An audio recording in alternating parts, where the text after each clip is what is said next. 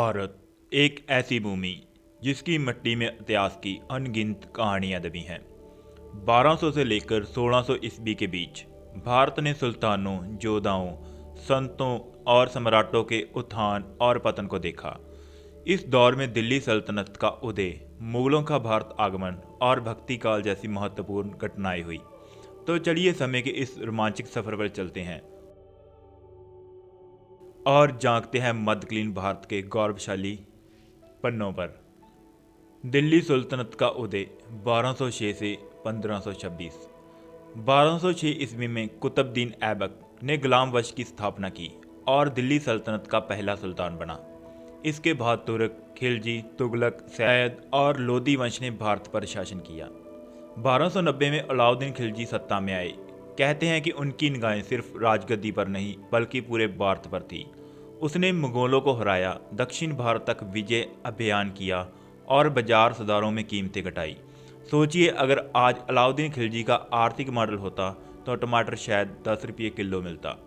फिर आया मोहम्मद बिन तुगलक, जिसने राजधानी दिल्ली से दौलताबाद शिफ्ट कर दी। लोग पानी से ज़्यादा आंसू बहाने लगे और 1526 में पानीपत की पहली लड़ाई, जहां दिल्ली सल्तनत का सूरज अस्त हुआ और नया युग शुरू हुआ, मुगल साम्राज्य का। मुगलों का आगमन 1526 से 1600 ईस्वी। 1526 में बाबर बनाम इब्राहिम लोदी। खुदा की कसम, इतनी भयानक जंग मैंने कभी नहीं देखी।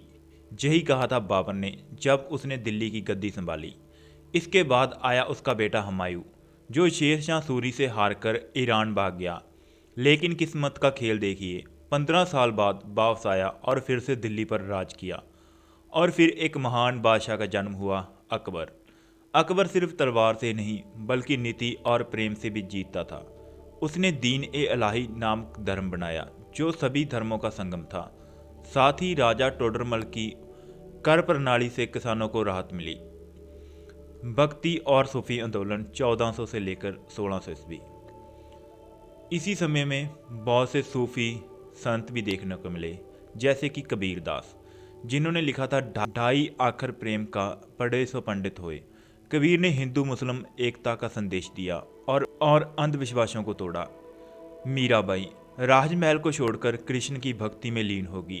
पंग गुगरू भाद मीरा नाचो रे। गुरु नानक देव जी सिख धर्म की स्थापना की और एक ओंकार का संदेश दिया। ये भक्ति और सूफी आंदोलन ही था जिसने भारत को आध्यात्मिक रूप से समृद्ध बनाया। 1600 के बाद की झलक। 1600 आते आते भारत एक साक्षात साम्राज्य बन चुका था। मुगलों की पकड़ मजबूत हो रही थी, व्यापार बढ़ रहा था और एक नया युग दस्तखत दे रहा था, ब्रिटिश इंडिया कंपनी का आगमन। अगर आपको ये वीडियो पसंद आया तो यार लाइक करें, चैनल को सब्सक्राइब करें। अगली बार हम 1600 के बाद के भारत की कहानी लेकर आएंगे। क्या आप तैयार हैं? मिलते हैं अगली वीडियो में, तब तक के लिए धन्यवाद।